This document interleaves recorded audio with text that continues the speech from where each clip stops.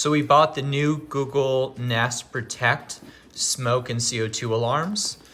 So these are really handy because you could set them up with the Google Home app on your phone. So we'll open the box and take a look at what they look like.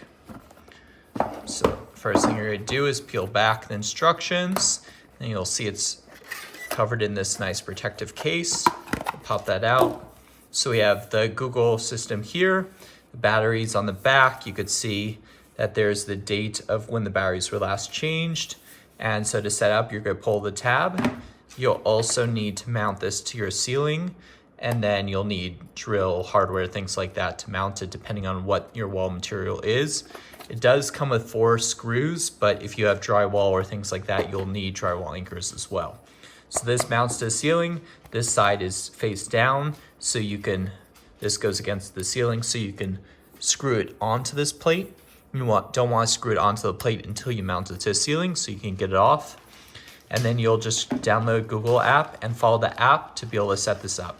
We really like these. We use these all the time in our other house. And so we want to share with you what we thought of them.